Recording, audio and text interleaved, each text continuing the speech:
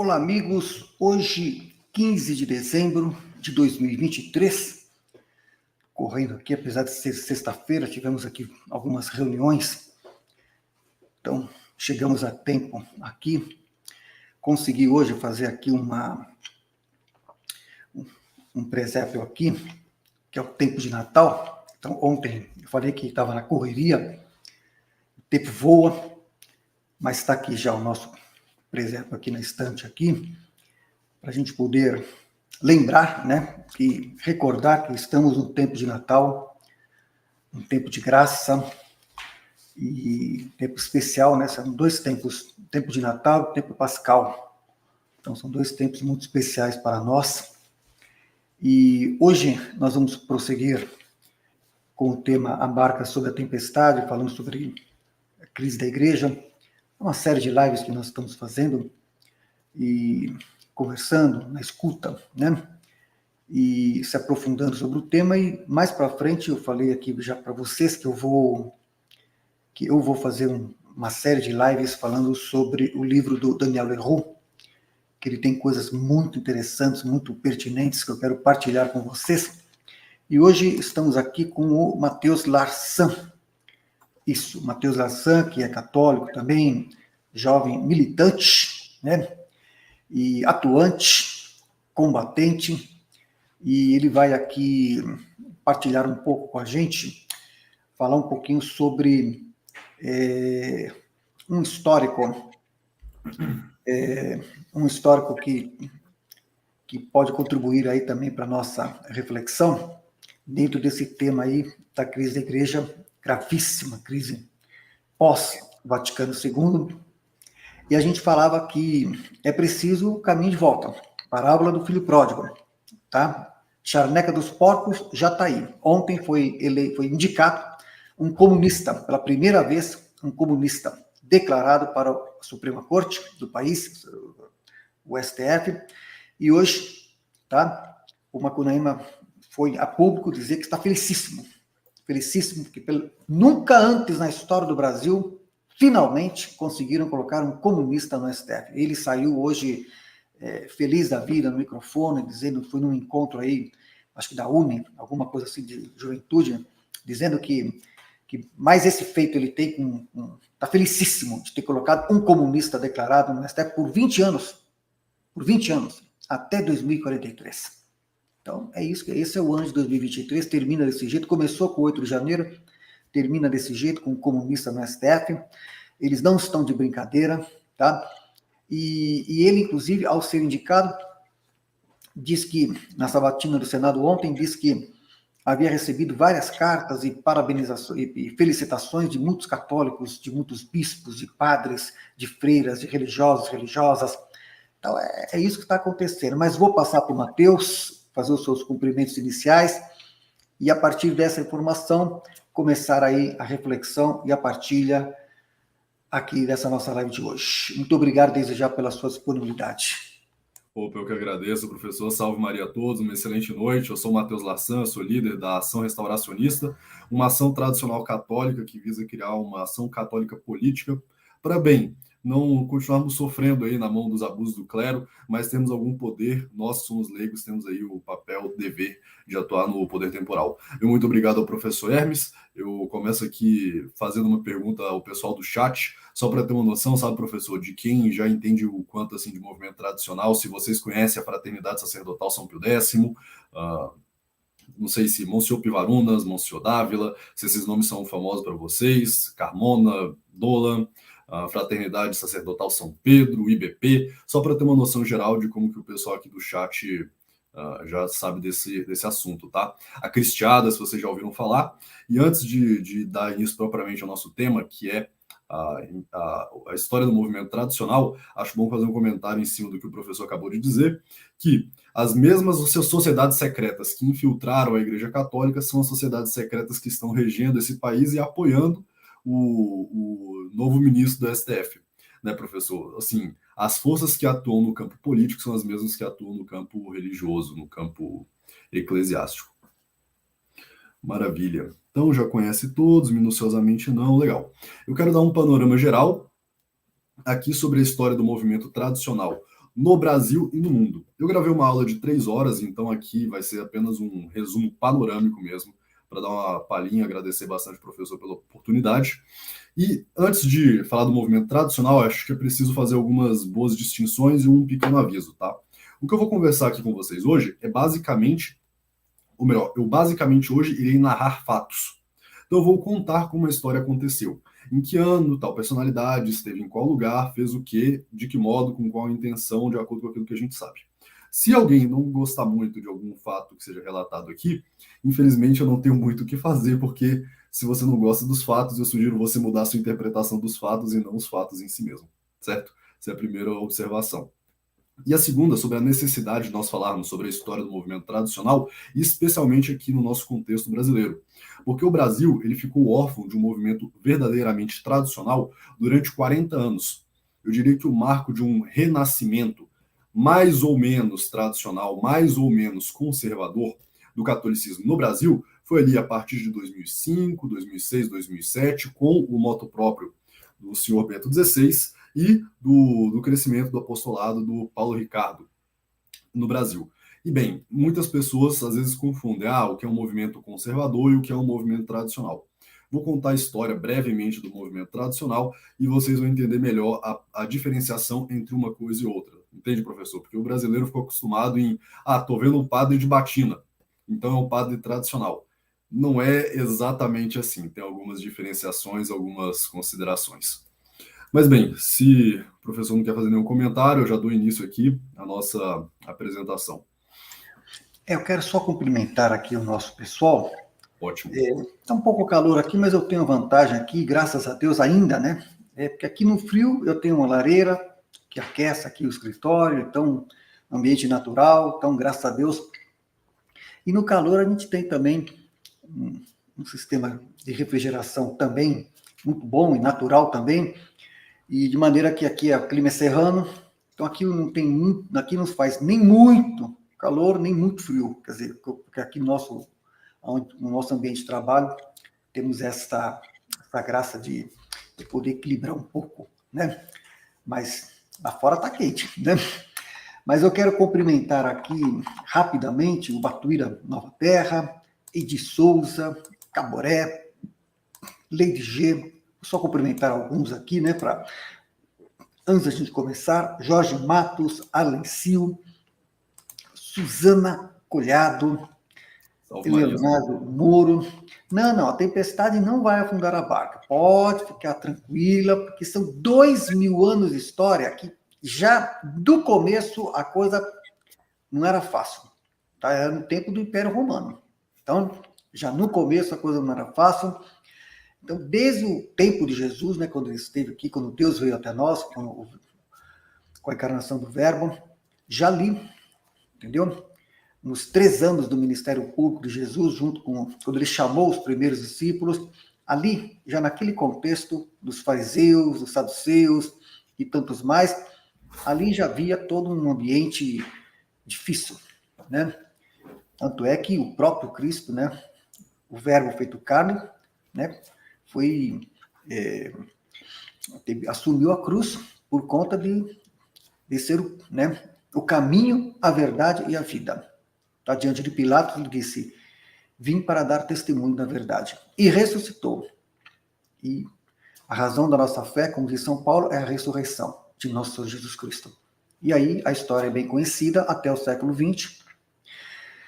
No século XX, até hoje, a nossa geração, a minha geração, porque eu sou da geração mesmo do pós-concílio, o Mateus já é uma geração seguinte. Realmente, agora que a gente está começando, agora no atual pontificado, né? Devastador, terrível, esse pontificado, terrível, né? Não tem adjetivo para terrível.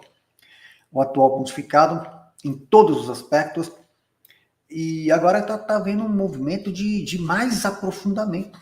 Né? O que aconteceu com o Vaticano II, mas de mais aprofundamento, que pelos frutos conhecereis a árvore, os frutos são danosíssimos. Então, alguma coisa de muito errado aconteceu e é preciso o caminho de volta. Né? Não idealizando o passado, não é com um olhar anacrônico nem idealizando o passado. É o caminho de volta, que é o caminho de Cristo. caminho de, né, para que a barca realmente possa seguir no caminho de Cristo, que é a cabeça, ele é o timoneiro. Então, está vendo esse processo todo aí, que a gente faz parte de profunda reflexão, e pode ter certeza que Deus levantará os seus, pode ter certeza, nunca deixou em nenhuma geração, dos grandes santos e santas, né, de intelectuais, de pessoas de bem, homens e mulheres, pessoas de bem, se levantaram para defender o Evangelho e morrer pelo Evangelho, se for preciso, que é o que está faltando hoje para essa geração conformista, tá certo? Que pelo conforto não dá um passo, não corre risco, entendeu? Todos os discípulos de Jesus, todos, menos de João, me parece, estou falando de cabeça, me parece que só João, todos morreram martirizados. Todos, menos João, que escreveu o Apocalipse e morreu perto dos 100 anos, alguma coisa assim, próximo aos 100 anos, todos foram martirizados. E hoje está assim, as pessoas, os líderes, tá certo? Querem conforto, dinheiro, luxo, entendeu? Os proveitos do mundo, tá certo? Mas não querem correr, não querem a cruz. Não querem a cruz. Não querem o deserto, não querem atravessar o deserto, não querem passar pela cruz. É isso que está acontecendo. E Jesus deu o exemplo, ele é o modelo, é o exemplo, ele é o primeiro de todos os exemplos. Ele foi tentado pelo demônio no deserto. Então, atravessou o deserto e passou pela cruz, pela sua paixão. E para poder ter vitória sobre a morte e fazer a vida triunfar com a sua ressurreição e ser a luz do mundo até hoje e será até o final dos tempos, quando ele retornará para dar a palavra final e fazer a distinção de tudo e todos. É isso que cremos.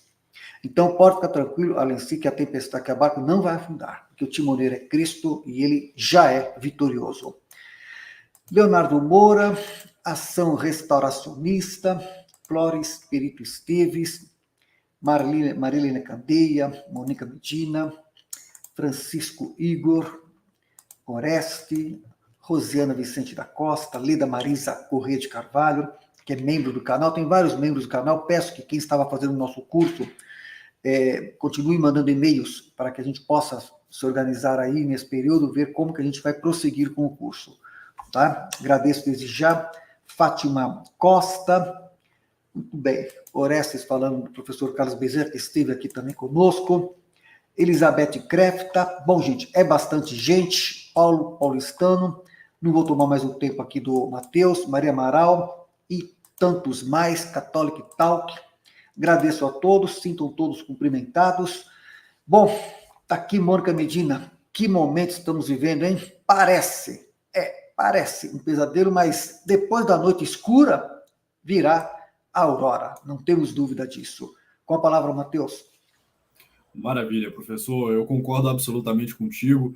Um fato muito interessante é que o último apóstolo a morrer, São João, foi o único que esteve presente no sacrifício de Nosso Senhor. Alguma interpretação de alguns teólogos autorizados pela igreja é que o São João já tinha passado as dores do martírio, acompanhando o martírio de Nosso Senhor. E é até bom para começar por esse exemplo, porque toda hora que nós vamos contar uma história, nós temos que definir um recorte inicial e definir o ponto de partida. E esse recorte ele é sempre injusto, porque se você voltar mais 10, 50, 100 anos, a coisa vai ficar um pouco mais clara.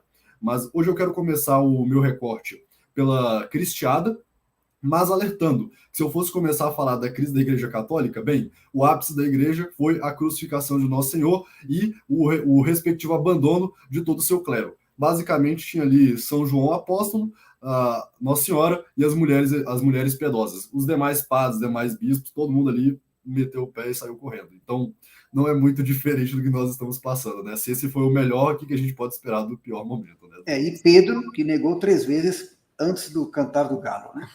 Então, na hora do vamos ver, a gente vê que muitos teólogos aí são, na verdade, estão apenas usando a teologia. Mas, bem, só dando alguns eventos que podem ficar para investigação maior no futuro, o Haliman, aconteceu em 1892, a gente já teve uma live aqui no canal do professor Hermes sobre o Haliimon, o Acordo de Leão XIII. Em 1903 aconteceu o conclave que elegeu São Pio X, mas antes tinha elegido o cardeal Mariano Rampolla, e depois disso a Primeira Guerra Mundial e tudo mais, só para dar um contexto assim mais ou menos geral das coisas que estão acontecendo, tá?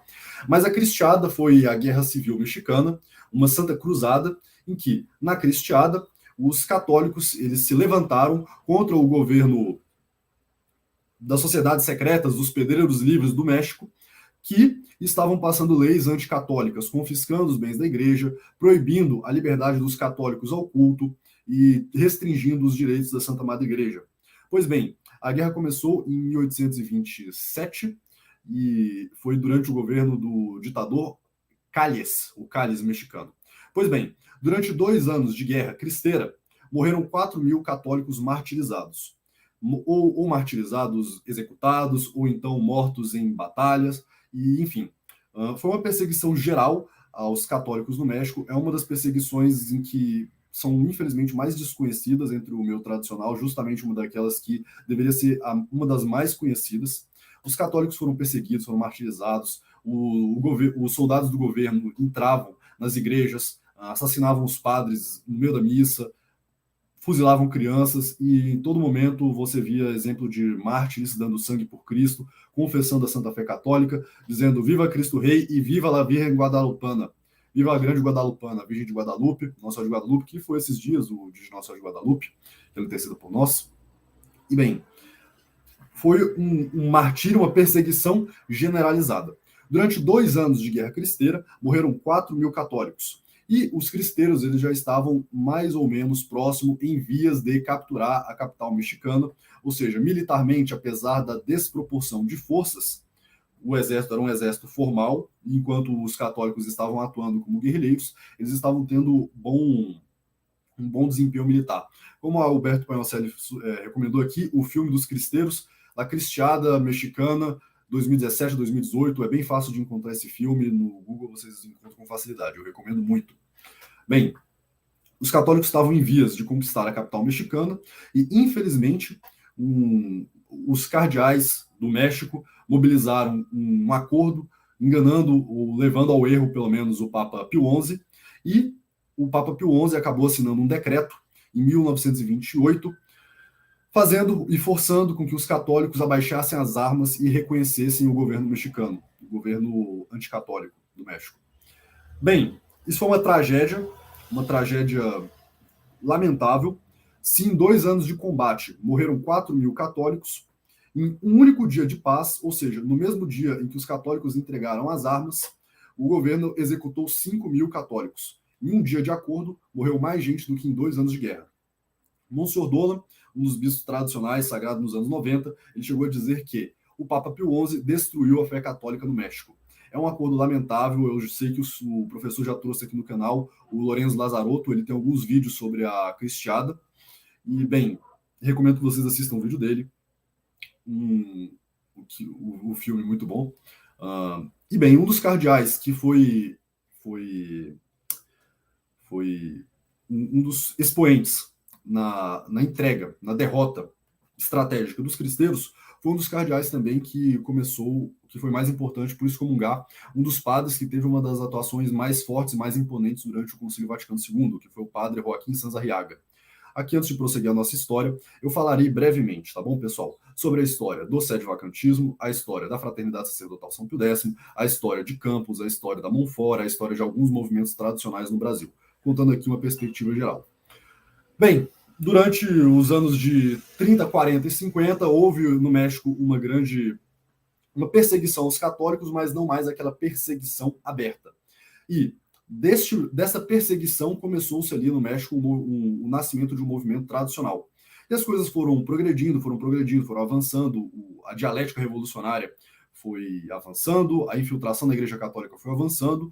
Em 1955, houve um episódio muito triste durante o pontificado do Papa Pio XII. O Sumo Pontífice ou sua congregação acabaram aceitando algumas reformas litúrgicas que já prepararam o caminho para a Missa Nova. Ou seja, infelizmente, apesar das encíclicas muito bonitas que Pio XII tem, o escreveu, as encíclicas que Pio XII escreveu. Pio XII chegou a colocar nos altos postos cardeais extremamente anticatólicos, como Aníbal Bonini, colocou Montini como arcebispo de Milão, o Roncalli, o futuro João XXIII, como procônsul ou secretário de Estado, ou seja, colocou várias pessoas em postos chaves, aqueles que tinham sido perseguidos pela polícia secreta de São Pio X. E tudo isso aí levou a, em 1958, o Papa Pio XII morreu sob condições suspeitíssimas. Muitos suspeitam que ele possa ter sido assassinado. Mas ele não fez cardeal Montini, não. Montini foi cardeal só depois com Montini, ele fez Roncalli, mas Montini quem fez foi o Roncalli, né? Foi o Roncalli que fez o Montini cardeal. Uhum. É porque esse pessoal também, eles são muito sofisticados também, sabe? São muito sofisticados, eles não são diretos, né? Eles sabem ocupar os postos. Esse que já naquele tempo já tinha isso também. Um pequeno exemplo de como eles são maliciosos, o confessor do Papa Pio XII era o cardeal Bea, suspeito de ser da franco-maçonaria, das lojas secretas de Roma e etc. Do nada, em 54, 55, Pio XII caiu na cama doente, e aí todo o contato que os clérigos, que a Cúria Romana tinha com o Papa Pio XII acontecia basicamente por intermédio do cardeal Bea. E bem... Não, e tem mais uma coisa também importante ressaltar aí, rapidamente, que foi também nos anos 50, 52, portanto, no pontificado do Papa Pio XII, grande Papa Pio XII, que eu, nossa, assino embaixo todas as suas encíclicas, acho uma enorme injustiça, tá? O atual clero não reconhecer, tá? O seu grande pontificado, tá? Enfrentou a Segunda Guerra Mundial, sabe? Foi núncio na Alemanha, quer dizer, tem em suma. Mas foi em 52 que o Dom Helder Câmara, conhecido Dom Helder Câmara, já estava lá em Roma, entendeu? Articulando para criar as conferências episcopais. CNBB 1952. Tá? Justo. Eu estava contando como funcionava, como eles enganaram o Papa Pio XII muitas das vezes, tá?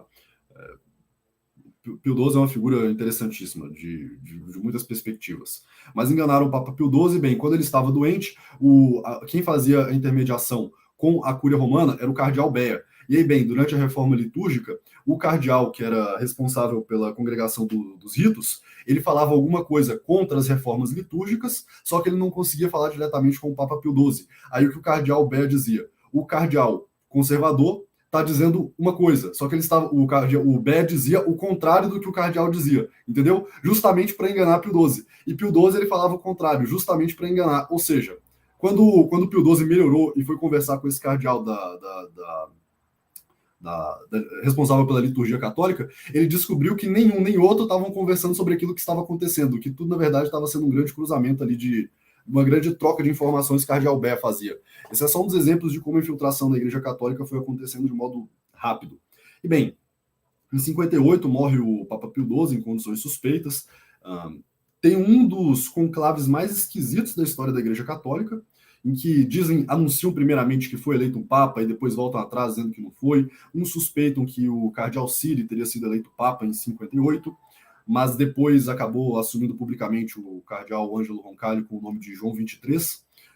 Até muito interessante a escolha desse nome. O Observatório Romano da época noticiou o fato, dizendo que foi o Papa que utilizou, mesmo contra a indicação de vários cardeais, o nome do último antipapa. O último antipapa tinha sido João XXIII. Isso ali eu não me lembro que século, mas já devia fazer pelo menos 400 anos. Não estou bem lembrado quanto tempo, mas isso já mostra um tanto o que aconteceu. E bem, nos anos 60, as pessoas começaram a enxergar que uma revolução estava nas vésperas de acontecer. E o João XXIII, ele anuncia a convocação do Concílio Vaticano II, um concílio ecumênico para mudar muitas coisas na Igreja Católica. E logo um dos primeiros atos do João XXIII é fazer a publicação Nostra Aetate. Muito bem, Nostra Aetate é um acordo com um documento ecumênico que abre as portas da Igreja Católica, abre as portas com... Como é que eu posso dizer isso aqui, professor? Aqueles que há muitos anos são inimigos da Igreja Católica, acho que eu posso colocar nesses termos, né? Ou que afirmam que a antiga aliança não foi revogada. Espero que vocês entendam aqui o cuidado com as palavras, mas que a antiga aliança não foi revogada, tudo isso ali escancarado na Nostra Aetate. E um dos padres mais importantes por ter feito alguma mobilização tradicional no período pré-Vaticano II foi aquele padre mexicano que eu mencionei, o padre Joaquim Sanz Arriaga, que se pronunciou veementemente contra a Nostra Aetate e também escreveu um dos livros mais importantes para entender a infiltração na Igreja Católica, o Complô contra a Igreja Católica, Complô contra a Eclésia.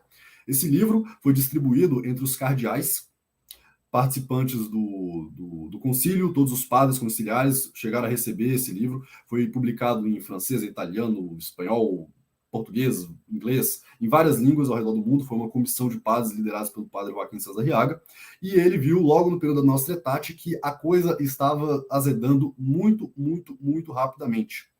E bem, no período pré-concílio, não houve, além do padre Joaquim Sanz Arriaga, não houve uma grande, como diria, oposição ao concílio.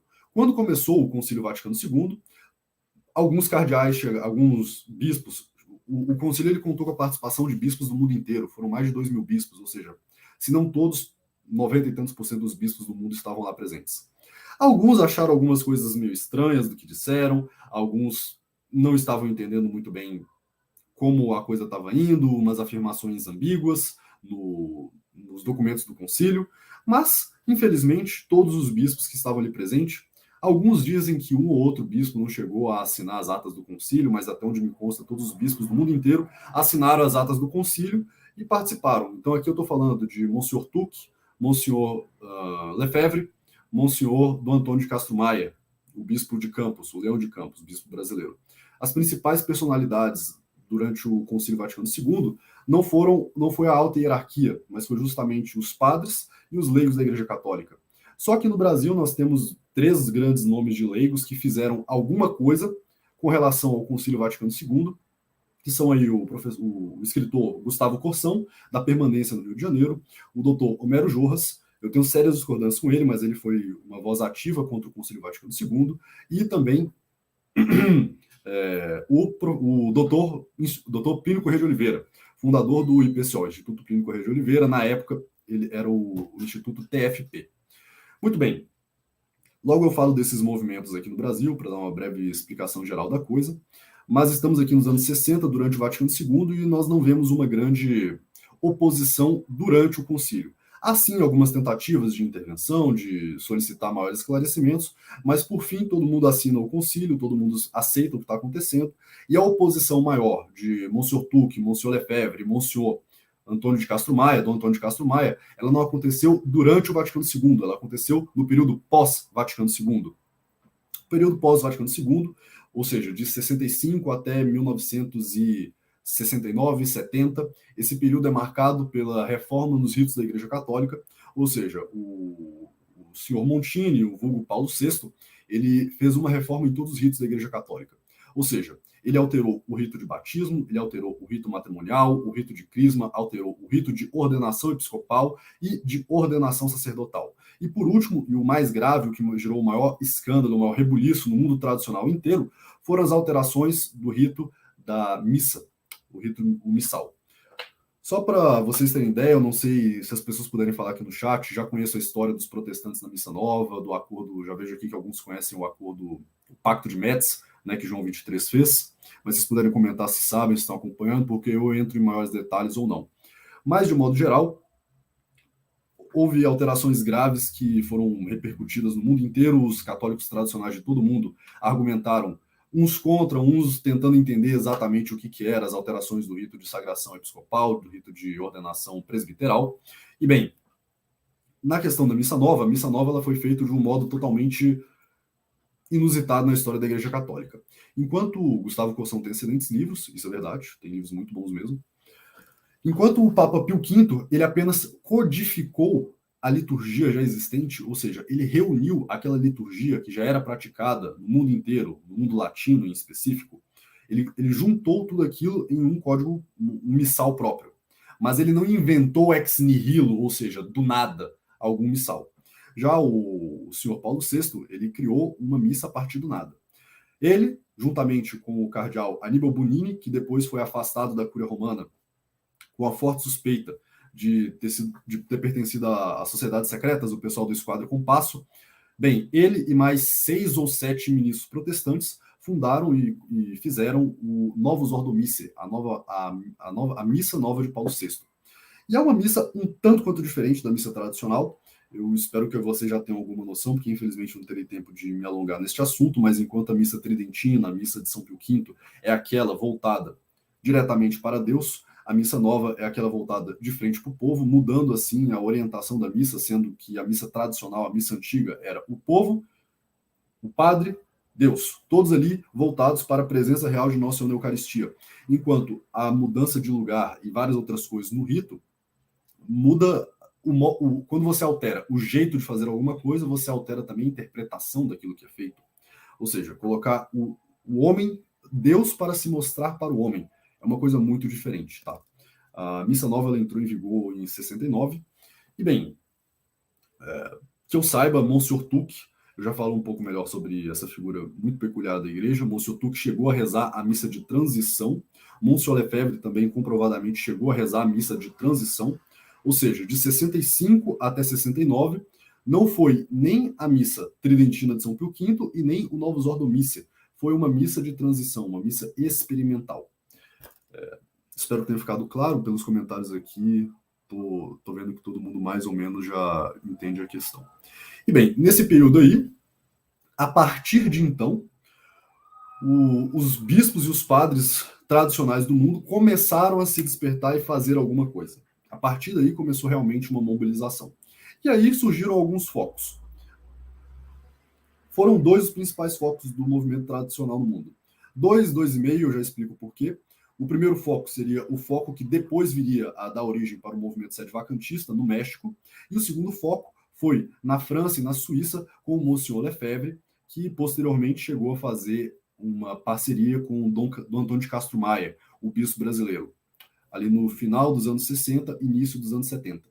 Muito bem, no ano de 1971 é fundada a Fraternidade Sacerdotal São Pio X e publicado o livro pelo padre Joaquim Sanz Arriaga, La Nueva Iglesia Montiniana, a Nova Igreja Montiniana.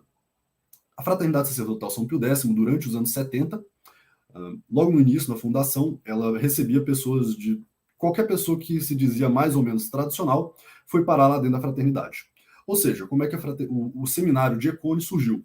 Monsenhor Lefebvre ele tinha sido um missionário da igreja na África, chegou a ter uma diocese na França e já era um bispo emérito, já tinha se aposentado, por assim dizer, devido à idade, etc. E aí os católicos tradicionais da Europa mandaram cartas para ele e disseram: Monsenhor Lefebvre, aparentemente estão revolucionando a igreja católica. O que nós faremos? Então, o senhor é bispo, pelo amor de Deus, funda um seminário, começa a ordenar padres de acordo com a liturgia tradicional, de acordo com o magistério tradicional da igreja, sem as novidades, sem as reformas, sem o modernismo, e vamos continuar tocando a coisa para frente. E assim, em 71, foi fundado o seminário de Econe, na Suíça, o Seminário da Fraternidade Sacerdotal São Pio X. Enquanto isso, no México, o padre Joaquim Sanz Arriaga, que eu já falei para vocês, ele já vinha há muito tempo percebendo o problema que acontecia na Igreja Católica, publicou o seu livro La Nueva Iglesia Montiniana, e por conta disso ele foi excomungado pelo cardeal do México, Álvaro Méndez. Creio que é esse, depois eu confirmo o nome, mas o mesmo cardeal que foi responsável pelo acordo com os cristeiros excomungou o padre Sanz Arriaga em 71. Nesse livro, A Nova Igreja Montiniana, ele não chega a afirmar claramente que a sé está vacante, mas ali ele já dá as bases para o movimento de resistência católica. Ou seja, aqueles que não aceitariam tão passivamente a missa nova, aqueles que não aceitariam tão passivamente as revoluções acontecidas dentro da Igreja Católica. Durante os anos 70, muitas e muitas pessoas vão participar do seminário de Econe. Ali, algumas figuras que depois vão ser muito importantes, padre, na época seminarista Williamson, os 4 bispos da fraternidade, Galarreta, Williamson, Felé e Tissier de Malaret. Também alguns padres sedevacantistas participaram do seminário de Econe dos anos 70, o futuro padre Dolan, o padre polêmico Richard Williamson, né? Isso Isso é polêmico, viu? Eu vou falar dele porque ele bom, eu gosto dele. no Brasil em 2015, mas é polêmico. Mas eu gosto dele, eu gosto do trabalho dele, mas é polêmico. Mas eu conheço, eu gosto do trabalho dele. Muito. Eu falo desses 4 padres, porque no ano de 89, Monsieur Lefebvre vai sagrar esses bispos, já chego lá. Então, só o que dizendo aqui que é muito importante deixar bem claro, nos anos 70 tinha dentro do seminário da fraternidade, os futuros 4 bispos, tinham todos aqueles que chegaram a fundar a linhagem Reconhecer e Resistir, e também os padres sede-vacantistas faziam parte do seminário de Econe nos anos 70, certo? Nos anos 70, o padre Joaquim Sanz Arriaga, ele faz algumas visitas apostólicas no mundo inteiro, ele visita algumas personalidades, e uma das pessoas mais importantes que ele chega a visitar é o Monsenhor Dom Antônio de Castro Maia, aqui no Brasil. O padre Sanz Arriaga vem ao Brasil, isso está relatado na biografia dele, que eu estarei em breve publicando pela editora Restauração. Traz alguns livros para o Monsenhor Dom Maia, e ali estabelece um contato e algumas coisas assim. Nos anos 70, padre Joaquim Sanz Arriaga também chegou a visitar Monsieur Lefebvre, e aqui só para dizer o seguinte, viu, pessoal, existia até os anos 70 uma interação muito boa entre católicos tradicionais e sede-vacantistas. Eu digo isso, professor, porque algumas pessoas pensam assim, caiu de paraquedas, é um bando de maluco e tal, e às vezes não conhecem nem mesmo a posição dos bispos não sede-vacantistas sobre o sede-vacantismo, por exemplo, o Monsieur Williamson, né? Enfim, só dando aqui um panorama geral da coisa. Antes de prosseguir, aqui nos anos 60, nos anos 70 no Brasil, a TFP foi muito importante, porque a TFP chegou a organizar a Marcha pela Família, aquela marcha que levou ao contragolpe de 2 de abril de 64, que salvou o Brasil do comunismo. Então, o doutor Plínio Corrêa de Oliveira ele tinha uma importante atuação, não somente na esfera eclesiástica, mas principalmente no campo político. Era alguém que, até o final dos anos 70, não tinha nenhum grande problema, como depois vão acusá-lo no futuro, tá? Era basicamente essa marcha que falhou em 2014, eu lembro que 50 anos depois quiseram fazer novamente, mas o ambiente era totalmente outro, e tá aí, os maus triunfando. Exato. Nos anos 70 também, aqueles nomes que eu já tinha falado no passado, aqui no Brasil, o Dr. Homero Jorras, o Gustavo Corsão, eles se mobilizaram ali no Rio de Janeiro e acabou acontecendo um surgimento de uma tradição no Brasil. Campos existe normalmente na Igreja Católica dioceses e em alguns locais do mundo, dentro de uma diocese, o Papa consegue criar uma mini diocese, que é o caso de Campos. Ou seja, Campos não é a diocese de Campos, mas é a administração apostólica que fica dentro da diocese de Campos. Dom Antônio de Castro Maia era responsável por esta comunidade católica. Olha aqui, ó. Roberto. Isso, vou falar de Dom Williamson e Dom Tomás de Aquino. Isso é bom, viu? Isso aí é bom. Sim, isso é polêmico. Polêmico. Ele tem posições muito boas, depois a gente conversa sobre isso. Muito polêmico. Então acontece ali um movimento de tradicionalização no Brasil, junto Campos, Dom Maia, com os padres de Campos, ele começa a treinar algumas pessoas em Campos. Também tem o movimento da permanência, que dali vai surgir Dom Lourenço Fleshman, a permanência aqui no Brasil, e esses nomes.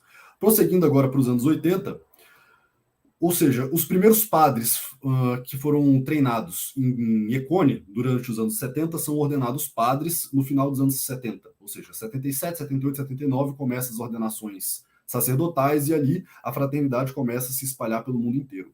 O primeiro grande rixa que aconteceu na fraternidade foi no ano de 81, que os padres sede-vacantistas acabaram saindo da fraternidade sacerdotal São Pio X, mas não por, como eu diria, por sede-vacantismo, mas por uma discordância do missal, porque o missal de João 23 já é aquele missal que utiliza algumas das reformas litúrgicas que aconteceram em Pio XII e depois de Pio XII, enquanto os padres tradicionais, os padres sede-vacantistas, eles já rezavam o missal de São Pio X.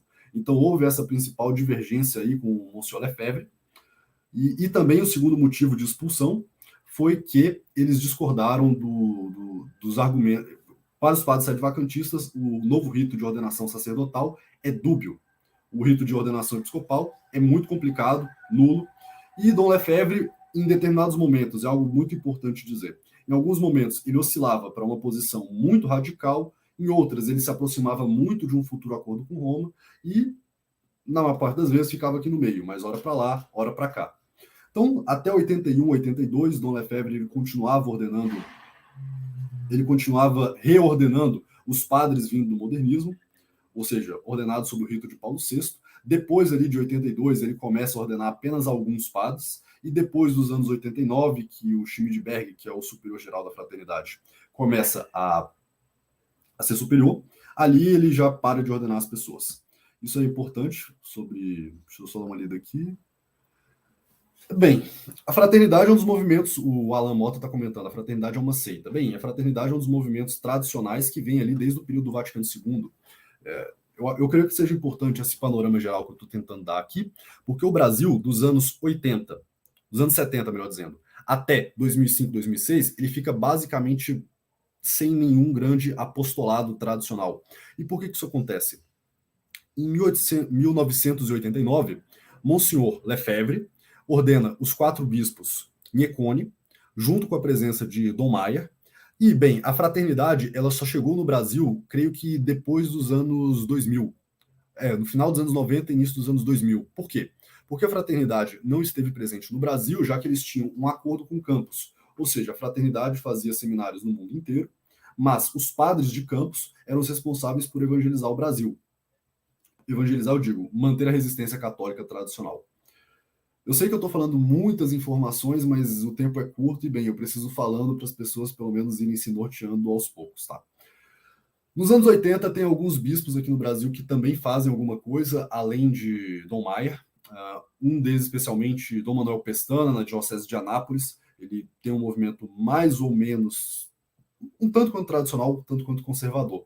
Só para dar aqui, pessoal, não sei quantos de vocês ainda assistem Missa Nova, quantos de vocês já são 100% tradicionais, mas eu conheci na Diocese de Anápolis, quando eu me converti, no ano de 2019, um padre chamado Padre Frederick. Esse Padre Frederick chegou no Brasil nos anos 80, mais ou menos por volta de 85. E eu fiquei bem curioso, mas, rapaz, por que um francês veio parar no Brasil, na Diocese de Anápolis, em 85?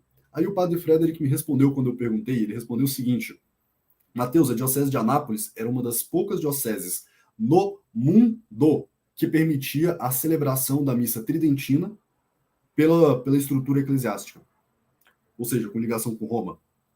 Isso me deixou um tanto quanto impactado, porque percebam o seguinte: Anápolis hoje é o interior de um estado do interior de um país de terceiro mundo.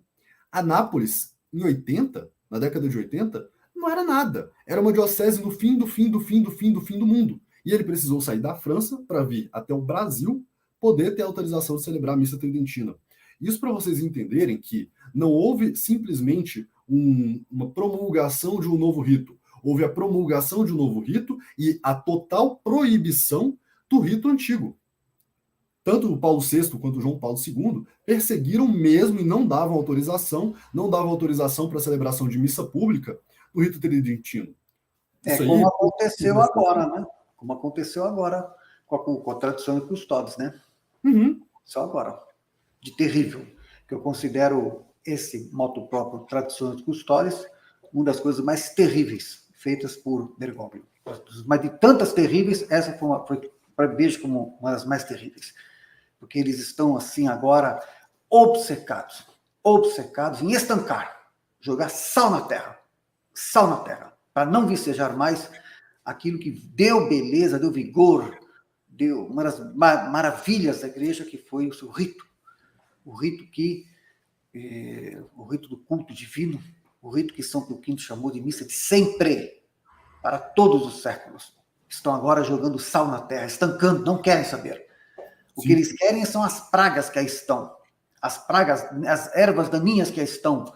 Isso eles querem, a batucada que está aí, entendeu? Os escândalos, e mais escândalos que estão aí, chocando os fiéis católicos. Isso eles apoiam, com apoio de tantos como esses, que foi agora nomeado por STF, e tantos outros.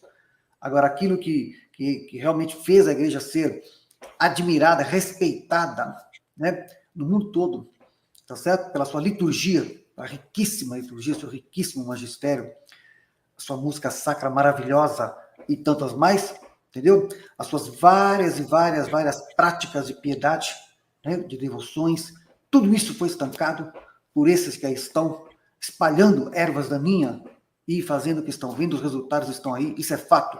Então é interessante, eu acho assim, eu vejo que é interessante que você está fazendo um histórico e que mostra que não foi tão pacífico, né? Não foi tão pacífica, não tem sido tão pacífica a aceitação disso tudo que está acontecendo. Então, desde a primeira hora, você teve vários movimentos, vários grupos que estiveram na resistência. E eu tenho uma impressão que eu sinto agora, que me parece, pelo que eu estou vendo, que vai se intensificar essa resistência. Eu percebo que agora, daqui para frente, agora que as pessoas estão vendo realmente que os lobos estão mostrando as suas caras para valer, a resistência dentro, no interior da igreja, eu percebo isso com esses movimentos todos, tende a se intensificar para salvaguardar a riqueza que a igreja sustentou durante séculos. Eu percebo isso, eu não sei o que você vê, percebo que vai se intensificar, certo? Esse movimento, por esse caminho de volta, para resgatar aquilo que a igreja tem de maravilhoso e que esses que estão espalhando as ervas daninhas não suportam.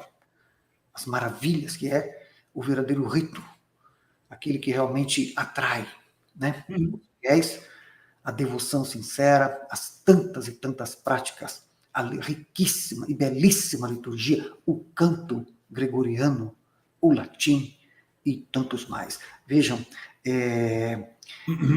os cânticos, né? As ladainhas dos santos e tantos mais.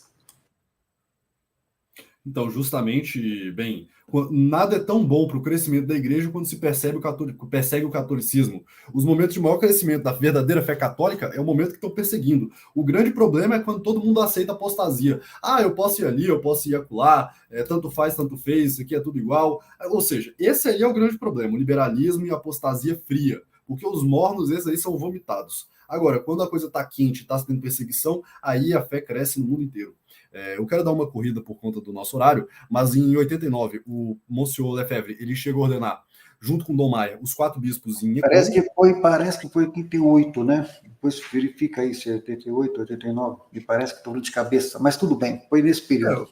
88 ou 89. 80, é por aí, me parece, mas continue. O pessoal do chat dá a resposta para a gente daqui a pouco. Dom Lefebvre, ele chega a ordenar os 4 bispos de Inhecone. Essa sagração é muito importante porque foi um marco na Igreja Católica, ou seja, a segunda vez que bispos peitaram o Papa, ou quem eles reconheciam como Papa, em 88, né? Obrigado, Paulo. O que eles reconheciam como Papa, para impor uma sagração. Primeiro, por que foi necessário fazer a sagração de bispos? Bom, tradicionalmente a igreja sempre disse, a igreja está onde o bispo está. O padre, ele é um sacerdote, mas a plenitude do sacerdócio é o episcopado. Ou seja, se não tem bispo, não há continuidade da igreja católica. Então, em 81, Monsieur Tuc chegou a ordenar, a sagrar 3 bispos, um deles, na verdade, em 79, ele chegou a sagrar Dom Gerard de Larier, que é um bispo sede privacionista, que era teólogo autorizado de Pio XII. Gerard de Larier foi quem ajudou Pio XII a fazer o dogma da Imaculada Conceição. Também em 81, ele sagrou os dois bispos mexicanos, Dom Carmona e Dom Zamorra. Certo? Esses bispos são sede-vacantistas. Os 3 foram excomungados, Dom Tuc foi excomungado algumas vezes, foi e voltou. E esses bispos que foram sagrados em 89 por Dom Lefebvre, eles foram importantes porque deram uma boa continuidade para a Igreja Católica. Foi a maior sagração e teve um efeito gigantesco.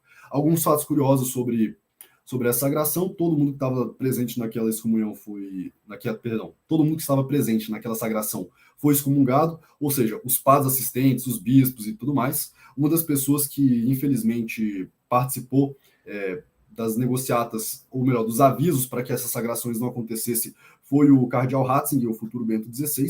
Depois ele voltou atrás, em 2006, 2008, ele levanta as excomunhões de algumas pessoas, a gente já chega nesse ponto. Sei que o professor Hermes se bem afeito da sua pessoa.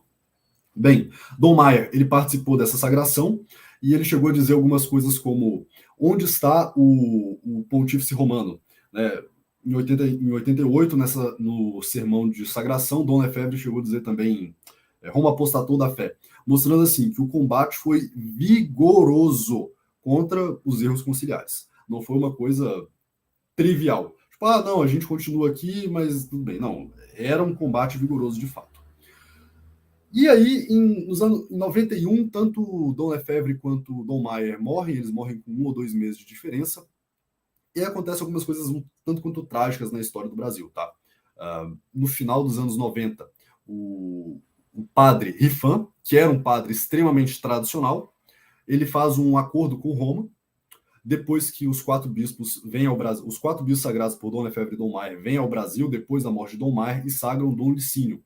Dom Licínio, ele tinha uma doença, creio que câncer, estava em um estágio avançado, e aí quando ele estava no final da vida, o superior de fato de Campos era o padre Rifan. E aí o padre Rifan utilizou da sua influência para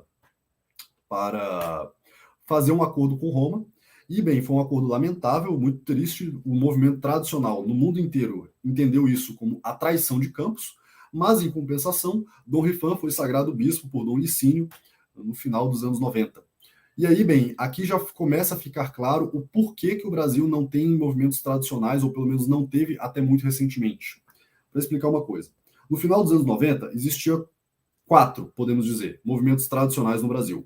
Existia Campos, existia a Permanência, e existia também Campos, Permanência... Eu tinha falado um aqui...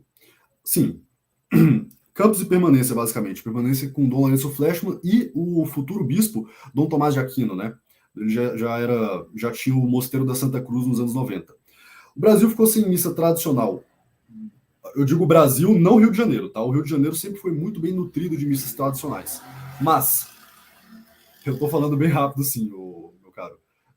Por que o Brasil como país ficou um tanto sem missa tradicional e o Rio de Janeiro era um tanto quanto abastecido de missas? Porque, bem, depois que Campos fechou um acordo com Roma, a tradição foi traída. Então você tira Campos. Dom Lourenço Fleshman, ele tem apesar de se chamar Dom Lourenço, ele é padre, ele tem um jeito um tanto quanto peculiar e não é conhecido por fazer tantas missões no Brasil como um todo. Então já é um movimento a menos. E Dom Tomás de Aquino, na época, padre Tomás de Aquino, ele é monge beneditino, e monges também não são conhecidos por fazer missões tradicionais. Ou seja, o que vigorou na prática, tirando o Rio de Janeiro, nos demais estados do Brasil, dos anos 70 até 2005, 2006, foi basicamente a teologia da libertação. Então o brasileiro ele ficou órfão e praticamente quem não estava inserido no Rio de Janeiro ficou desconectado da resistência tradicional que estava acontecendo no mundo. Bem, caminhando agora um pouco mais para frente, em 2005, 2006, o Paulo Ricardo ele começa o seu apostolado e isso dá um levante no catolicismo tradicional de novo. Novamente começou a ver um padre de batinho, né, etc. Mas você perceba que o Paulo Ricardo ele não está ligado com esses movimentos tradicionais, fraternidade, campos, etc. Ele vem já da linhagem neoconservadora, por assim dizer. Também com o moto próprio de Bento XVI, em 2006, se eu não estou enganado, há um ressurgimento da missa primitiva. Ligado também, de algum modo, também com Olavo de Carvalho, também, que também, de algum modo, foi ligado, esteve ligado naquele movimento da direita política brasileira, naquele período, movimento conservador, também, Padre Paulo Ricardo também, e também na questão da defesa da vida, também, movimento pró-vida, tem essas características também. E também a característica de ter sido um dos primeiros a entrar na internet, né? Usar a internet para fazer a catequese e as suas pregações. E é de uma qualidade técnica formidável, isso aí é inegável, né? Ele alcançou muitos brasileiros com isso, mas percebam o seguinte, os movimentos que... também ligado também a RCC, também tem essa outra característica também. Ligado, né? Tem a Canção Nova, etc. Que ajudou também a projetar também, além da... Sim, ele deu aulas na Canção Nova durante um bom tempo. Isso também ajudou a sua projeção também. Sim, tudo isso. Então aqui eu só quero mostrar do Padre Paulo Ricardo e dos demais desse tipo de linhagem, tá? Que eles não vêm de algum movimento que herdou o bastão daqueles que lutaram durante os anos 60, 70 e 80 contra o Vaticano II. este neoconservadorismo católico do brasileiro, ele é uma resposta dialética à revolução. A revolução, ela anda de dois modos. É o lado esquerdo. Deixa eu só responder um comentário. Está perguntando se o canal é sede vacantista. Não, eu não sou sede vacantista, eu estou aqui na escuta. Eu recebo convidados para discutir a gravíssima crise da Igreja Católica pós-Vaticano II, tá? Eu como católico, e recebo vários que aqui vêm e fazem as suas colocações, que não preciso concordar com tudo, tá certo? Mas estou aqui na escuta. Então é isso. Então deixo bem claro, já deixei bem claro, a crise é muito profunda, muito abrangente, muito grave, e as pessoas estão estudando, estão rezando, estudando, tá? Conversando, usando aqui a internet para também promover esses encontros de debate, de reflexão, tá certo? Então é isso. Então é importante deixar bem claro esse posicionamento. Continue. Uhum. Não, de fato. E eu creio também que seja interessante falar aqui sobre os diversos movimentos tradicionais. Por quê? Porque a crise ela é extremamente profunda e ela gerou as mais diversas respostas. E dentro dessas respostas surgiram mais fragmentações, mais crise, e pessoas estavam tentando consertar, e pessoas estavam tentando piorar, infiltração. É um problema generalizado. Eu estou aqui tentando dar um panorama histórico para atiçar a curiosidade de vocês e irem atrás de se encaixar historicamente nesse movimento. E também deixo bem claro, também como católico, tá? Que eu sou crítico. É óbvio que eu sou crítico das decisões políticas, de decisões no campo político erradas, de Jorge Mário Bergoglio, como, por exemplo, as questões do globalismo, inserir, por exemplo, a Carta da Terra na Laudato Si, Abu Dhabi e tantas outras, e tantos outros escandalosos pronunciamentos feitos, ambíguos, e tantas atitudes que têm chocado e escandalizado os católicos do mundo todo. Eu sou crítico, sim, tá certo? A essas decisões erradas, equivocadas, chocantes, escandalosas. E como católico, eu me posiciono como leigo católico em profunda reflexão sobre tudo isso que está acontecendo. Justo. Eu agradeço a presença aqui no canal do professor Hermes, que, bem, ele aceita pessoas aqui que são da linha Reconhecer e Resistir, como o Carlos Bezerra, já viu aqui, o Lourenço Lazarotto, que é da TFP, ou melhor, do IPCO hoje em dia, pelo menos amigo do pessoal. Eu sou sede vacantista, então, para as pessoas que estão perguntando aqui, são um diálogo de católicos que estão buscando ser tradicionais, certo? Já concluindo aqui, só para falar sobre os acontecimentos de 2010, 2015, dos anos 2000 e 2010 em diante. Então, depois do motu próprio de 2007, durante 2008 ou 2009, o Bento XVI ele começa uma tentativa de reaproximação com a Fraternidade Sacerdotal São Pio X. E isso acaba gerando um cisma, um racha dentro da fraternidade. Por quê? Bem, Bento XVI ele levantou a excomunhão dos 4 bispos. Inicialmente, ele levantou a excomunhão dos 4 bispos, mas ele não levantou a excomunhão dos 2 falecidos bispos, nem Dom Maier, nem Dom Lefebvre. Sob a alegação de que ele não poderia levantar a excomunhão de uma pessoa que já havia falecido. Uns dentro da fraternidade concordaram com isso, outros não concordaram. Os que concordaram chegaram a tocar o Te-Deum, que é um hino de agradecimento a Deus, quando essas excomunhões foram levantadas. E isso deixou o pessoal dentro da Fraternidade Sacerdotal São Pio X muito chateado. Por quê? Porque alguns falaram, então vocês estão agradecendo que tiraram as nossas excomunhões, mas não tiraram a do Dom Lefebvre. Isso acabou levando ao aprofundamento da crise, também porque em 2009 Dom Richard Williamson fez algumas frases polêmicas, que acabaram levando ele a ser expulso da Argentina, e quem sabe do que ele está falando, sabe, né? E aí o Bento XVI acabou complicando o acordo e o Dom Williamson ele foi forçado ou acabou sendo convidado a se retirar da Fraternidade Sacerdotal São Pio X e fundou no ano de 2010 para 2011 um movimento chamado Resistência Católica. A Resistência Católica, diferente de outros movimentos tradicionais, ela não é uma instituição hierárquica com CNPJ, não. Ela foi feita para ser descentralizada. O professor Carlos Bezerra é ligado ao Dom Tomás de Aquino, um dos bispos da Resistência Católica do Rio de Janeiro. E, bem, o movimento da Resistência, no ano de 2015, Dom Williamson sagrou 2 bispos para a Resistência, o bispo Dom Tomás de Aquino e o bispo Dom Foer. Nos Estados Unidos, ele também sagrou o Monsenhor Zenderra para continuar essa luta, porque eles estavam já considerando que a Fraternidade Sacerdotal São Pio X estava se aproximando de acordos com Roma. ou seja, aceitando e relativizando princípios morais, princípios de fé. Falei morais aqui também porque a fraternidade recebeu uma avalanche, uma triste e infeliz avalanche de escândalo de abuso de menores. No canal Raditrad tem alguns documentários a respeito disso, que a televisão sueca denunciou. Enfim, é bem triste o que aconteceu, mas tudo isso aí faz parte da história do movimento tradicional de modo geral. E em 2019, aqui no Brasil, então em 2015, há as sagrações aqui no Brasil pela resistência. Em 2019 é fundado o Seminário São José, com o padre Rodrigo da Silva, sede vacantista. Em 2021, aqui no 2022, no Brasil, Dom Rodrigo da Silva é sagrado bispo pelas mãos de Monsenhor Dolan. Eu estou falando aqui de modo bem geral, acho que agora eu posso abrir para perguntas do chat, quem quiser perguntar alguma coisa, tecer uns comentários aqui, agora conversar com o professor Hermes, e eu espero que vocês entendam que eu tentei resumir aqui em 30 minutos uma conferência de 3 horas sobre a história do movimento tradicional. Sei que eu cometi algumas imprecisões de data, que meu colega está dizendo aqui, que não foi em 2015, 2016, mas finaliza essa primeira parte aqui da exposição. O professor quer falar alguma coisa? Eu achei que é interessante observar, isso que eu achei interessante nessa conversa. Claro, eu estou vendo aqui nos comentários um monte de questionamentos, assim, sabe, até eu também, quando faço minhas colocações aqui de cabeça, no final do dia, cansado, sem teleprompter, que a gente não tem teleprompter aqui, entendeu? A gente fala de cabeça.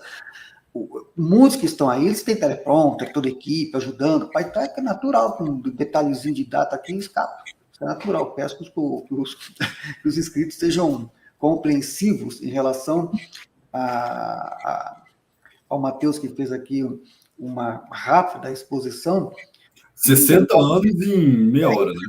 Em detalhe de data ou outro aí, por exemplo, aquelas excomunhões, aquela retirada das excomunhões feitas, a retirada da excomunhão feita, me recordo, foi todo de cabeça, foi em 2009. 2009 que Bento XVI retirou, né, aquela excomunhão dos bispos, os 4 bispos, tá?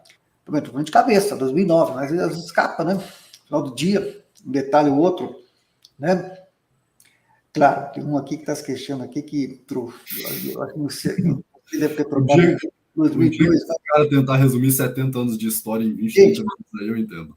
O importante é o seguinte, veja, eu acho que o importante é a gente tirar aqui dessa nossa conversa, que isso que é importante, isso que é relevante, é que aconteceu o Vaticano II, mas não houve assim, não foi uma coisa assim que pacífica no sentido de não, aceitou-se tudo que está acontecendo, os escândalos tantos que vieram depois, tantos e imensos, e em proporção sem precedentes na história da Igreja, e os fiéis católicos, eles percebem que alguma coisa de muito errado aconteceu, os fiéis percebem.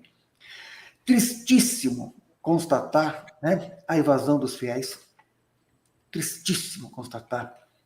Eu me recordo que em São Paulo, quando eu morava em São Paulo, tinha um amigo meu que era professor no bairro, e ele tinha uma irmã, né? Ele tinha uma irmã que era de uma família grande, e aquela irmã, a irmã dele foi uma religiosa que saiu, ela tirou o hábito, saiu e voltou a morar na casa deles. E assim, a reprovação foi assim, da família, da comunidade, do bairro. A mulher ficou assim, um ostracismo, eu acho que a vida toda. Isso foi depois do Vaticano II. Aconteceu alguma coisa, e uma vez fomos conversar com ela, assim, não sobre isso, claro, mas lá pelas tantas ela deixou escapar, né, que não havia concordado com o que havia sido feito, que destruiria, os resultados seriam danosos. Isso foi nos anos 80, tá certo? Que os resultados seriam danosos, sabe? E aí tá, os resultados estão aí danosos. Então, evasão de fiéis, sacerdotes que deixaram a igreja, e a confusão que está. A confusão que está hoje, a liturgia como está hoje, jogada, né, aos chacais. entendeu? É isso que está acontecendo. O sacrilégio, né? O sacrilégio que a gente tem visto dentro das igrejas, o horror que nós temos visto, entendeu? Quer dizer, quantas ações sacrílegas. Agora, recentemente, um bispo vermelho, conhecido, amigo de Lula, amigo, já foi em carro de som defender Lula, tá?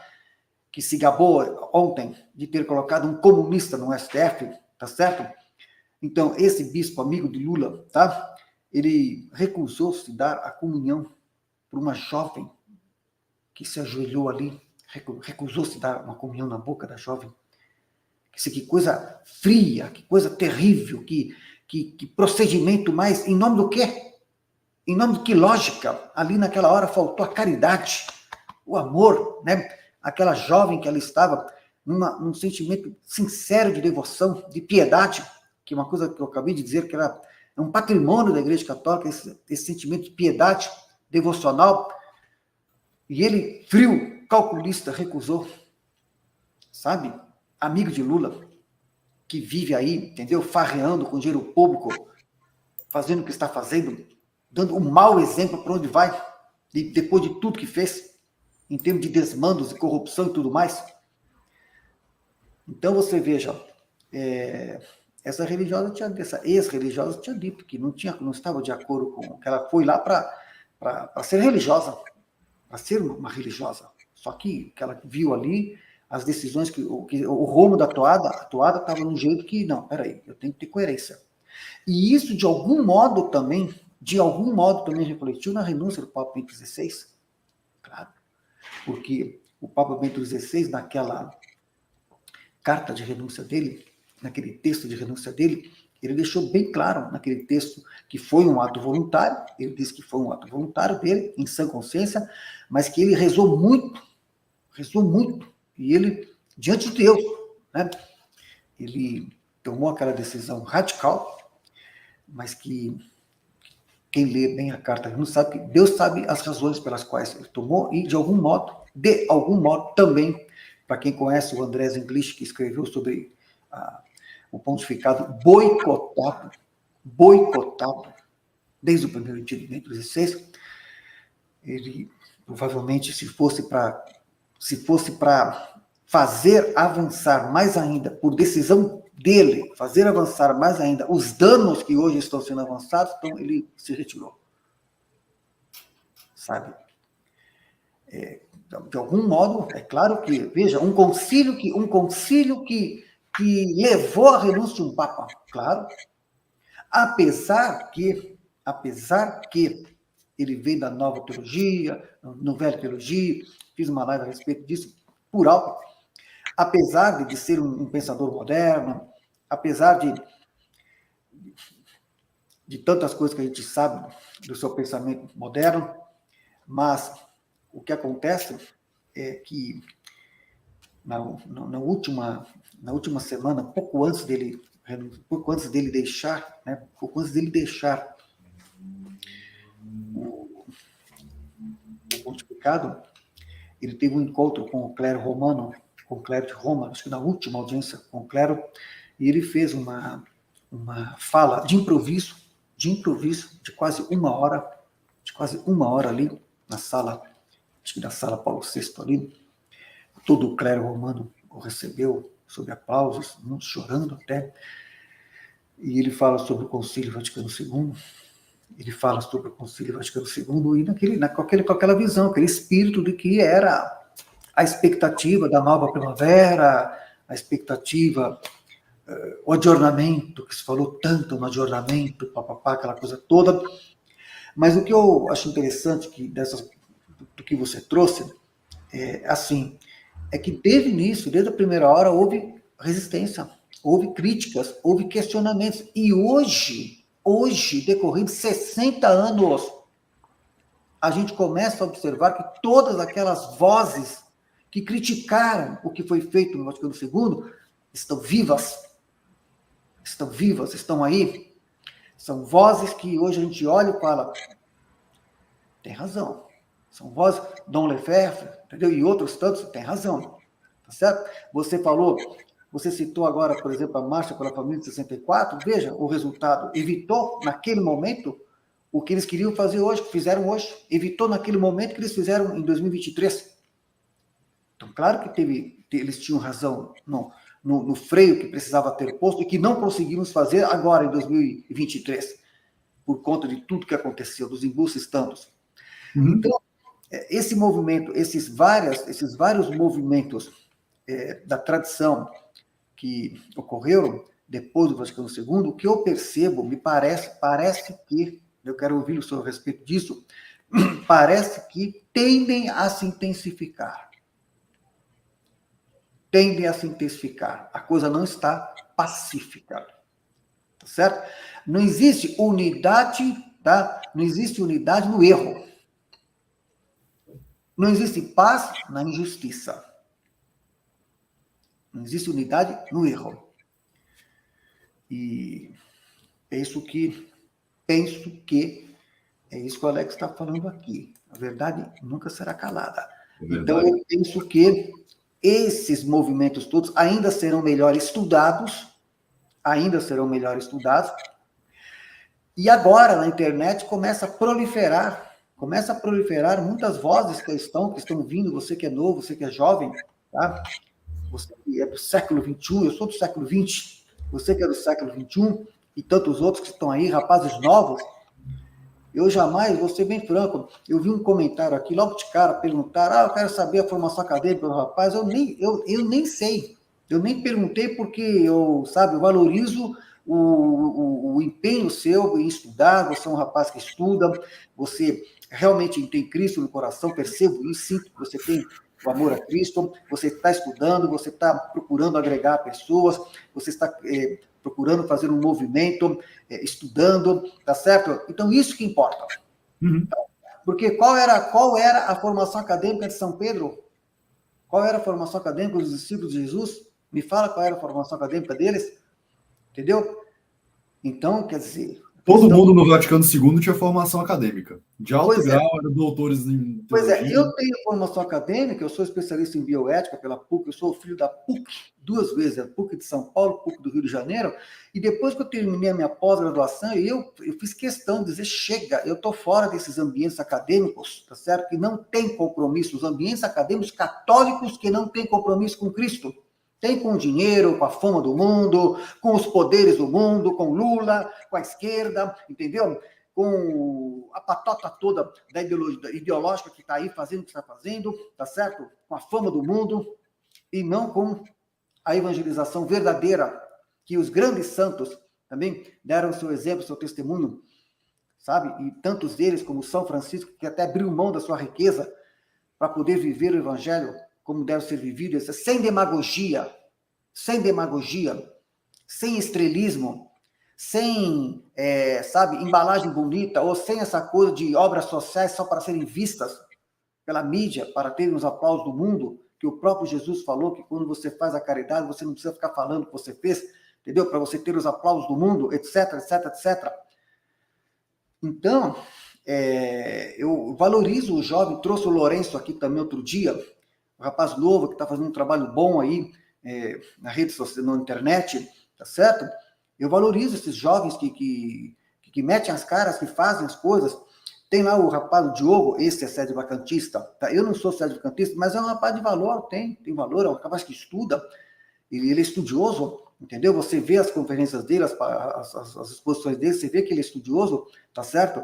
Ele está dando a sua contribuição na reflexão, eu não preciso concordar com tudo, mas ele está dando a sua contribuição. Nós estamos aqui, nós estamos na internet aqui todos os dias, né? Eu estou todos os dias aqui, tá certo? Estou dando a minha contribuição, modesta contribuição. Alguma coisa a gente está procurando fazer, com poucos recursos, muito poucos meios e recursos técnicos, inclusive, tá? Agora, e os que não fazem nada? E os que não fazem nada? Que estão aí, entendeu? Nocauteados, anulados, entendeu? Ou então, ainda pior, ainda sendo cúmplices, ou com óculos cor-de-rosa, achando que está tudo bem, quando a realidade está aí.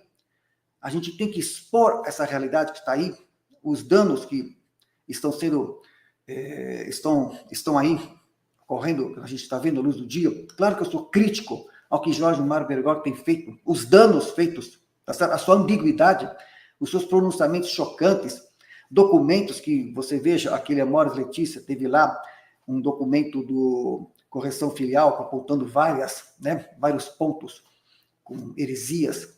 Pega o Denzinger, por exemplo, nossa senhora, o Denzinger, então, páginas e páginas, páginas e páginas, você está entendendo? Que isso? Nós queremos defender a igreja de sempre, a igreja que de 2000 anos, e uma das coisas mais admiráveis, que sempre para mim me tocou muito profundamente, que sempre me fez admirar a história da Igreja Católica no mundo, é a sua coerência de 2000 anos. De 2000 anos, você vê uma história, durante 2000 anos, né, houve a defesa da fé, e chega no Vaticano II, a coisa muda de uma tal forma que parece que todos que vieram atrás, parece que a coisa começou aí, com o Vaticano II. Que coisa absurda, essa ruptura radical, terrível essa ruptura. E quando a gente estuda e vê o que está por trás do que levou aquilo a acontecer, que são os interesses dessas grandes fundações bilionárias que estão fazendo essa profunda mutação cultural global para os fins de controle de tudo e todos, com o projeto do globalismo, etc., quando a gente sabe que está por trás disso são essas forças, então aí a gente fica com a antena mais ligada, a gente fica mais atento e não concorda, e se pronuncia. E tenho certeza que se São Paulo Apóstolo, se Santo Agostinho e tantos outros do passado estivessem aqui hoje, se pronunciariam, sim, críticos aos desvios da fé desses que aí estão, entendeu? Desses que não estão honrando a posição que eles estão, lobos vestidos em peles de cordeiro. Só que muitos fiéis estão calados, durante muito tempo, nos anos 80, 90, a insatisfação era grande, mas eu sinto que agora o povo está começando a falar. E eu penso que tende a se intensificar essas vozes críticas contra os erros, os desvios, os desacertos que vieram de tudo isso que aconteceu desde o Vaticano II, que precisa de uma profunda revisão e, repito, um caminho de volta, para que a gente possa retomar, né, o rumo e prosseguir nessa travessia em mares revoltos, mas com Cristo, que é a cabeça, ele que deve nos guiar para que possamos prosseguir e a igreja cumpra a sua missão de evangelizar. Amém. É isso. O professor Hermes me perguntou aqui o que eu acho que vai acontecer daqui para frente, se haverá um processo de radicalização, de intensificação nas críticas. Pois bem, algumas coisas que nós temos que considerar é que, primeiro, só há unidade na verdade. Quanto é 2 mais 2? 4. A única resposta correta é 4. Todas as outras são mentira. Ou seja, existem quase infinitas possibilidades de erro e de mentira. Agora, a verdade é apenas uma, é exclusivamente uma. E o que nós esperamos do Vigário de Cristo, do Sumo Pontífice, do Doce Cristo na Terra, é que o Papa possa dizer o que é verdade e o que é mentira. Proclamar a verdade e condenar os erros. Infelizmente, faz 70 anos, quase 70 anos, que nós não vemos as pessoas proclamarem a verdade, pelo contrário, proclamam o erro e condenam a verdade. É isso que tem acontecido. Então, enquanto houver católico no mundo, enquanto a verdade for perseguida, os católicos de verdade necessariamente terão que se manifestar sob o risco de apostatarem. Aqueles que não se manifestarem vão lentamente caminhando para a apostasia. Aquelas pessoas que são do, não, veja bem, mas nós não podemos ter essa postura crítica, nós não podemos ser muito agressivos, vão lentamente esfriando a fé. Porque se você acreditasse de verdade em nosso Senhor Jesus Cristo, no Santíssimo Sacramento, na fé católica, se você acreditasse de fato nos mártires católicos, você lutaria e pagaria qualquer preço pela fé católica. Ah, mas vai perder o emprego. E daí? Ah, você é excomungado. E daí? Que equivale uma excomunhão de um inimigo de Cristo, de alguém que não proclama a verdade?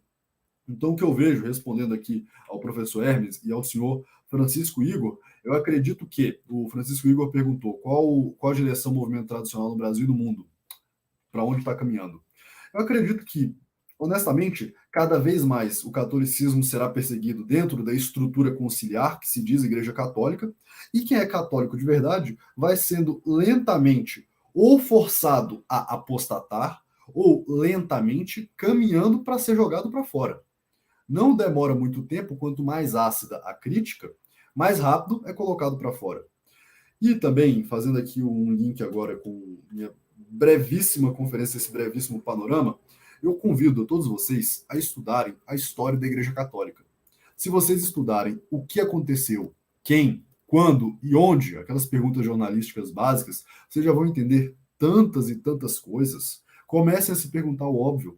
Comecem a se perguntar por que tem certos bispos aí pelo mundo que têm uma posição crítica e não são colocados para fora da igreja, e outros que têm uma posição crítica e são colocados para fora da igreja. Vocês verão que tem uns que toda revolução tem a oposição de verdade e tem aquela que é a falsa oposição. Tem aqueles que estão ali para fazer uma oposição de mentirinha. Ou seja, você pode criticar até a página 2, até a página 3, mas você não pode apontar a raiz dos problemas, porque senão você é colocado para fora.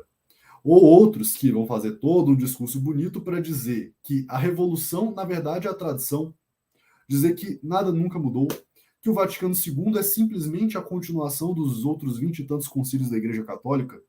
Isso não existe. Eu convido muito todos vocês a estudarem o que aconteceu durante o concílio e as diferentes perspectivas. Vejam, por exemplo, o que os conciliaristas dizem. Por exemplo, o que o Bergoglio diz a respeito do Vaticano II? O que o Bento XVI diz a respeito do Vaticano II? Ora, a posição do cardeal Ratzinger não é a mesma posição do Bento XVI, não é a mesma posição do Bergoglio, não é a mesma posição de Dom Lefebvre, não é a mesma posição de Dom Maia, não é a mesma posição do padre Joaquim Sanzariaga, não é a posição do padre Checada. Ou seja, existem vários problemas na Igreja Católica que aconteceram nos últimos 70 anos que já foram abordados pelas mais diversas personalidades. A questão da missa nova. Pessoal, não é porque vocês nasceram, ou ao menos cresceram num ambiente em que a missa nova era a missa generalizada, a missa normalizada, que esta missa é a missa santa, que é a Santa Missa, ou digo, pelo menos, não é a missa dos apóstolos. Vocês compreendem o problema? Há uma mudança muito grande entre uma missa tradicional e entre uma missa nova. A questão dos novos ritos de sagração episcopal. A fraternidade tem um posicionamento, a fraternidade mudou o posicionamento ao longo dos anos, a resistência tem um outro, o sedvacantismo tem uma outra. Ou seja, existem várias respostas, claro que eu não estou colocando todas elas em pé de igualdade, para mim existe uma que é verdadeira, as demais são falsas. Mas não percam a oportunidade de estudar e de entender as diferentes argumentações, porque sem isso, sinceramente, nós não chegaremos a lugar nenhum. Se a continuação, professor Hermes, do neoconservadorismo ou do tradicionalismo católico no Brasil que nós temos hoje for simplesmente o Papa disse, então está dizido. Eu acho que está errado, mas a gente vai ter que obedecer lentamente. A coisa não vai acabar bem. Quando é que nós veremos um Papa católico de verdade se toda vez que nós somos confrontados nós dizemos sim, senhor, e abaixamos a cabeça? Isso não dá para acontecer. Então, só para encerrar, né, eu quero colocar aqui o seguinte, que, primeiro, quando você pega o catecismo, diz lá que igreja é convocação. Igreja é convocação. Nós somos convocados, né, à evangelização. A evangelização é uma convocação. Jesus disse, ide e evangelizai. É uma ordem. Uma ordem. Não é um pedido. Uma ordem. Ele ordenou aos discípulos, ide e evangelizai, em nome do Pai, do Filho e do Espírito Santo, batizai, né? Então, ele ordenou os apóstolos a evangelização. São Paulo disse, ai de mim se não evangelizar. Essa é uma das frases de São Paulo mais fortes, né? Ai de mim se não evangelizar. Então, esse é um ponto. Depois, não se é cristão sozinho. Esse é um outro valor que é da catolicidade, né? Não se é cristão sozinho. A fé, você pode estar, como o próprio Jesus disse, você pode no seu quarto rezar, que Deus ouve, Deus sabe. Ele próprio Jesus disse, você no seu quarto, em oração, Deus te ouve, quando 2 ou mais estiverem em meu nome, lá estarei presente. Também Jesus disse isso, claro, sim. Mas é uma fé, a catolicidade também tem aquela coisa da fé pública, expressão pública, do culto divino público, né? Profissão de fé pública, porque é uma comunidade de fé. Então, quando você vai à igreja, você vê hoje, nessas estruturas que estão, que não há comunidade de fé, quer dizer, os irmãos de Cristo devem estar unidos deve haver uma comunhão de fé. De 3 coisas deve haver: comunhão, uma comunidade de fé, uma comunidade de vida e uma comunidade de caridade. Ora, se virar uma estrutura só burocrática, expediente de repartição pública, que é o que está acontecendo hoje em muitas paróquias, expediente de repartição pública, deu 5 horas da tarde, fechou, tchau e bênção. Não acha padre para conversar, não acha um diretor espiritual, uma família que está aí numa situação que precisa de um aconselhamento, não tem. A presença do sacerdote, a presença do leigo, a presença de uma pastoral efetiva. Os evangélicos ganharam muito terreno no Brasil por causa disso, por causa dessa presença efetiva ali, nos rincões, né, das grandes cidades, etc. Ora, se o fiel vai e fica apenas uma coisa burocrática, repartição pública, expediente, formal e autômato, quando ele vê que não há comunidade de fé, não se é cristão sozinho, você pertence a uma comunidade de fé, aí os efeitos estão aí. Evasão dos fiéis, angústia, perplexidade, certo? Falta do pastoreio, abandono, ovelhas desgarradas, entendeu? E por aí afora. Então, quando eu falo que é preciso do caminho de volta, tem que recuperar isso. O ambiente da paróquia, da igreja, tem que ser uma comunidade de fé. O fiel chegou ali, há uma pertença. E é o que não está acontecendo hoje. Hoje está uma coisa formal, burocrática. O pároco é um empresário. Ele é um empresário, ele tem lá secretárias, ele tem lá uma pessoa, às vezes, acessível, entendeu? Precisa marcar hora, sabe? Tem expediente, cumpre expediente, onde já se viu? É como o pai. Vou dizer, eu sou pai. O meu filho, se me procurar, ele sabe que ele pode me procurar em qualquer horário do dia. Os meus filhos, eu tenho um casal de filhos, tenho uma filha e um filho. Eu tenho meu celular aqui, trabalho com meu WhatsApp aberto aqui no meu computador. Eu recebo mais de 500 mensagens por dia, tanta coisa. Mas quando os meus filhos mandam mensagem, eu respondo na hora. Meus filhos me procuraram, eu respondo na hora. Se os filhos sabem que eles têm a quem recorrer, resposta na hora. Agora, os fiéis, quando vão à paróquia hoje, não tem essa resposta na hora. Sentem-se casais que sentem-se largados. Veja quantos casais em crise, com dramas conjugais gravíssimos, não tem a quem se aconselhar. Ora, isso é ser igreja? Você pega vários casais em crise, não tem uma comunidade de fé, que antes havia isso entre os discípulos. Um amor entre eles, havia uma pertença, uma comunhão, um intercâmbio entre eles, que dava força, inclusive para o martírio. Porque havia uma... Você se recorda? É só ver as atas dos mártires, né? Havia orações, rezava-se por eles, acompanhava-se, entendeu? Havia orações públicas, inclusive, tá? É isso que está faltando. Então, o adjornamento, a nova primavera, estancou isso, tornou a igreja mais burocrática, mais empresa e menos comunidade de fé, comunidade de vida e, principalmente, comunidade de caridade. Caridade, na atenção para com o próximo. Não é obra social para ganhar nota de jornal, para ganhar prêmios aí do mundo, entendeu? Tipo Lancelotti, que faz aqui sabe, porque ele quer mídia. Não, não é isso. Não é essa caridade que para ganhar mídia. É a caridade para que haja acolhida efetiva, apoio efetivo, direção espiritual. Direção espiritual. Entendeu? E tudo mais. Presença de Cristo, porque é só você ver como agiu Cristo no seu tempo.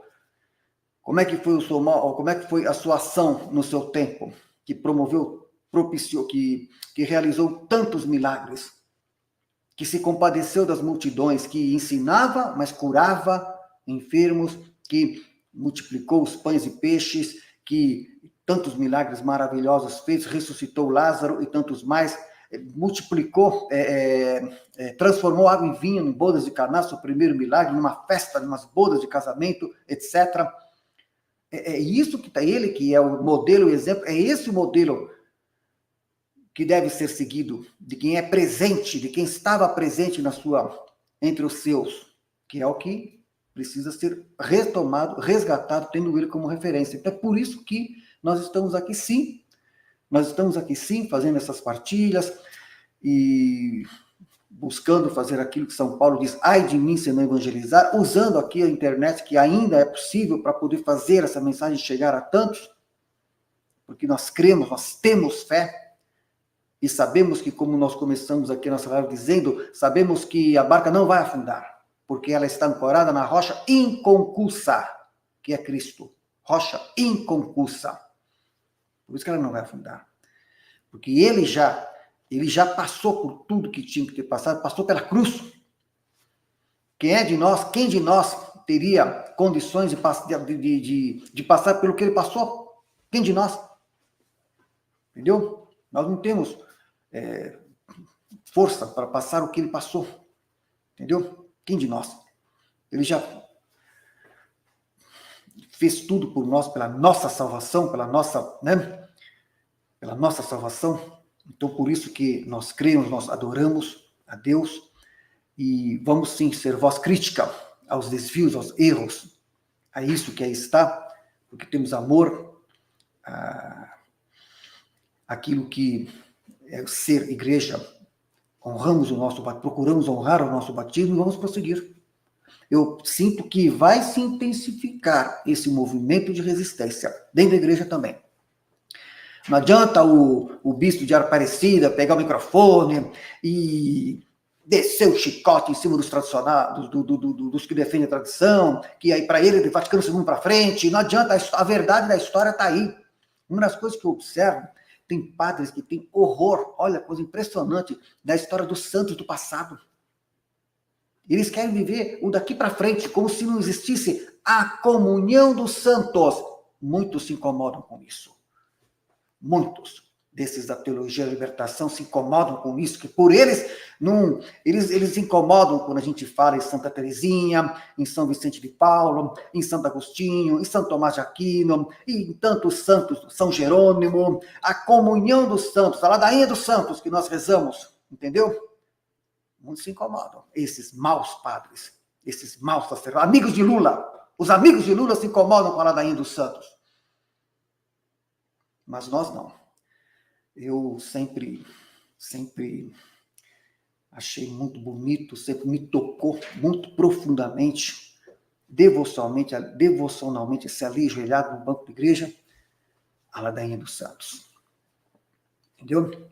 Por isso que nós rezamos no credo. Creio na comunhão dos santos. E é a comunhão dos santos que nos dá força, pela intercessão dos santos, para que hoje também, nesse período de densas nuvens carregadas, esse nevoeiro denso que aí está, é a força da comunhão dos santos que nos dá ânimo, para que a gente possa também aqui, em meio às nossas fragilidades, em meio às nossas deficiências, também buscar dar o mesmo testemunho que deram no passado.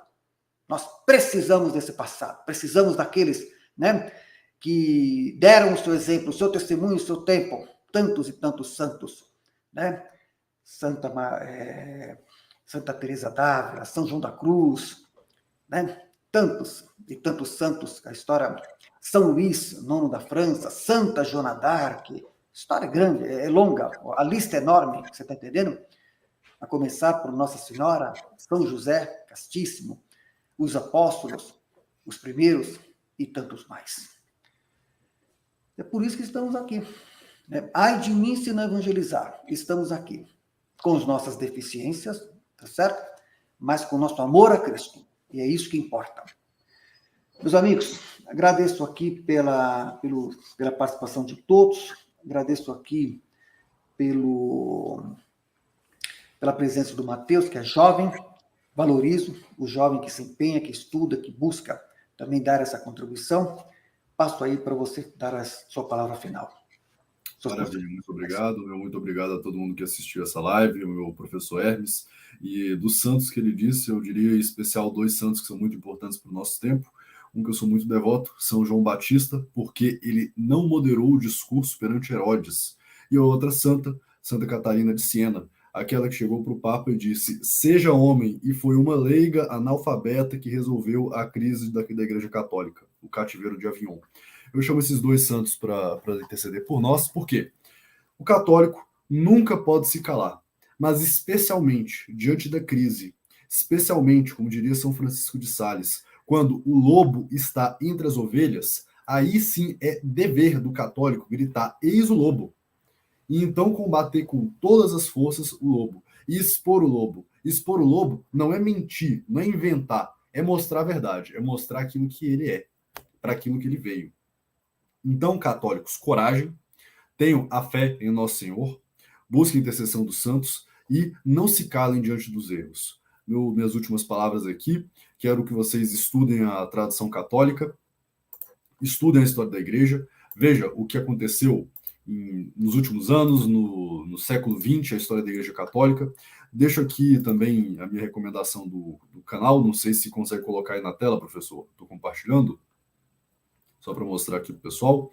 O canal da Ação Restauracionista, nós visamos aqui fundar uma ação verdadeiramente católica, e aqui nós temos alguns vídeos sobre a tradição católica, por exemplo, o Acordo do Halimon, que eu já trouxe aqui no canal com o professor Hermes, a Guerra de Canudos, Egídio Romano ajudou o Papa Bonifácio VIII a escrever a bula Una Sancta, um vídeo sobre o Olavo de Carvalho, a gente tem bastante conteúdo e, bem, espero que vocês aproveitem o canal. No mais, deixo aqui a palavra com o professor Hermes, só Cristo é Rei e que Deus os abençoe. Bom, já esticamos demais aqui, né? Mas eu me recordo de uma passagem que me toca muito, sabe? Que é aquela passagem dos discípulos de Emaús, né? Jesus entre eles, ali, reconheceram que era Jesus pela partilha do pão, né? Pela partilha do pão ali. E aí, quando Jesus disse a eles que estava indo embora,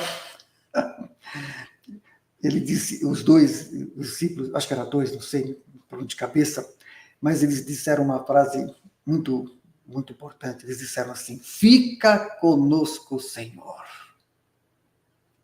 Olha, veja, né? A mesma coisa podemos dizer hoje, em pleno século XXI, fica conosco, Senhor. Eles sabiam, viu, que sem Cristo a barra é pesada, entendeu? Sem Cristo na nossa vida a coisa fica complicada. Por isso que eles sentiram, né? E eles disseram: fica conosco, Senhor. É o que a gente pede.